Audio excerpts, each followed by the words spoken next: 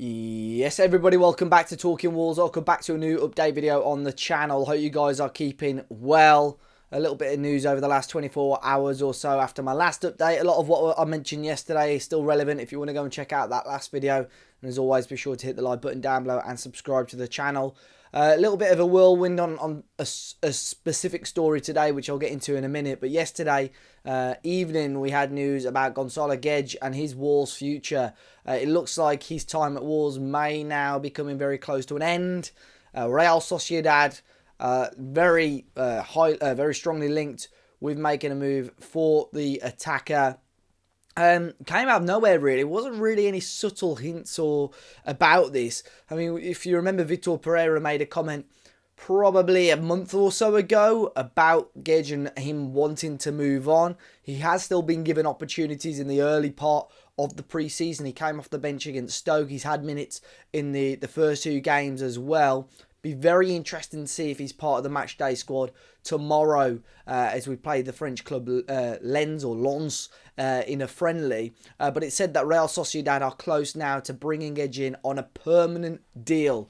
And I think that is huge for Wolves because, you know, he's been out on loan. A number of attackers, a number of fringe players have been out on loan for Wolves to try and get their value up and so on. Now, as it stands, no fee has been reported anywhere, really. Originally, it was Record in Portugal that had reported this. Mateo Moreto, who's a very well-respected journalist, then followed up on it. There's been various stories today. Papers in Spain, again, backing the story up. Some even saying that Guedes had a medical at the Spanish club yesterday. So we are just waiting to see now if there's any more news on this one, but another Wolves player on their way. And like I mentioned yesterday, hopefully this is now the start of those dominoes falling. And I know it's easy for me to say, but like I mentioned yesterday, I think the attacking area of the Wolves squad at the moment is too top heavy. I think there are too many fringe players in that area. You've got Fabio, you've got Hwang, you've got Guedes, you've got other players even further out, maybe like Enzo, Sasha Kalajdzic. We don't know his future at the club.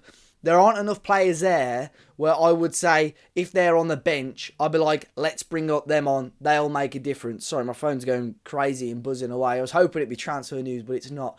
There's not enough players on that bench where I'd say bring him on, he'll make a difference. And unfortunately, I've never felt that same way about Goncalo Guedes. One of his better games for me was against Villa earlier this year where we beat them 2-0 and he started up front because Jorgen was injured. And I actually thought Goncalo had a really solid game. He made some positive runs. He didn't put the ball in the back of the net, but he had a really positive game. And I thought maybe, you start giving him opportunities like that, he can take advantage of it. I don't think his goal contribution per 90 is awful at Wolves, especially over the last 12 months. But I don't know, there's just not been enough, in my opinion, there's not been enough from him, especially for the amount of money that Wolves paid.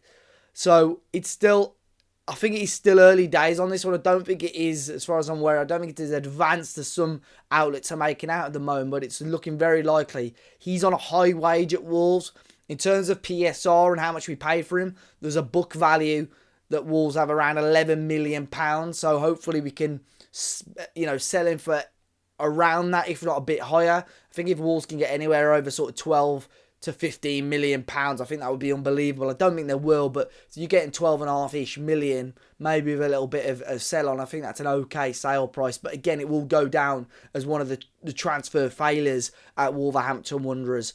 Guedes will be gone, and like I said earlier, hopefully that's a big attacker on big wages, a little chunk of money, and hopefully that is the start of a little domino to be pushed and start creating more deals for the club to have. I mentioned it yesterday as well, but it's not just Wolves in this difficult position. Oliver Glasner, the Palace manager, has been complaining about the transfer window and how slow it's been for Palace today. David Moyes, at the end of last week and earlier on this week, has complained about it a couple of times as well. It's not just Wolves in this difficult situation at the moment. And I think it is unfortunately going to be one of those windows where the deals will be late in the transfer window, and then the deals may be after the season starts. So Wolves are just going to have to try and get their team in the best possible position. I don't think the team that starts against City, other than Cunha and Ait-Nouri. I suppose it's Cunha, Ait-Nouri, Semedo. But you got Arias, you could say, is the Cunha replacement. Bueno is maybe the as the... No, let's start again. Yeah. Arias is the Cunha replacement. Hugo Bueno is the Ait-Nouri replacement. Obviously, we don't know how good they are. I'd say Wolves will probably want to try and push one more major signing in that squad before then, probably at right wing back. It's not a drastically different squad to how we had the majority of last season, especially under Vitor Pereira. So I'm hoping for a couple of weeks at least or so through the season, we're still solid enough that we can compete and take the game to certain teams. But there has been another rumour, or there was another rumour today. Franjo Ivanovic, Croatian forward, 21 years of age, playing for Union Saint-Gilloise in Belgium. Fantastic record last season. Now, Wolves' name was thrown into the mix this morning. Benfica had already been very heavily mentioned in signing him. Had bids of around 20 million euros rejected. And all of a sudden, Wolves have been thrown into the mix.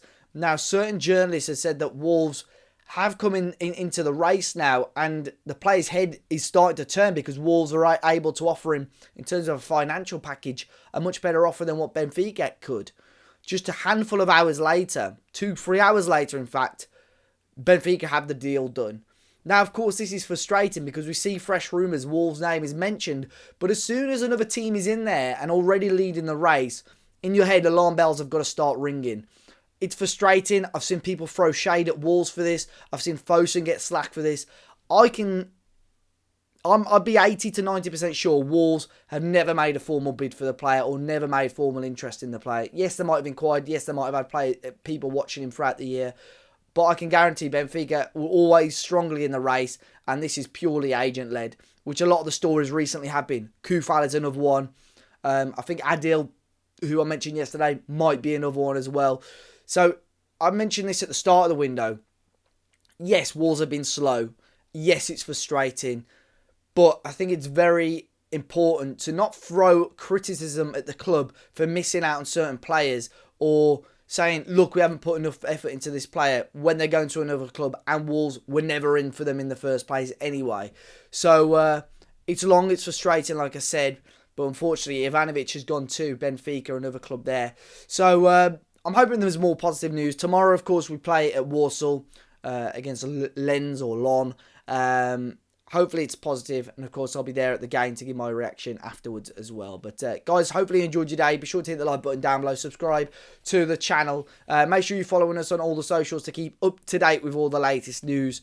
I'd like to say as well, thoughts to the family and friends of Stuart Jones, a lifelong Wolves fan, and he was a big talking Wolves fan as well, who passed away last week. So my thoughts are with you, with Stuart's family at this difficult time as well. And I appreciate, obviously, his support over the years as well. But until next time, guys, look after yourselves, and I'll see you on the next video.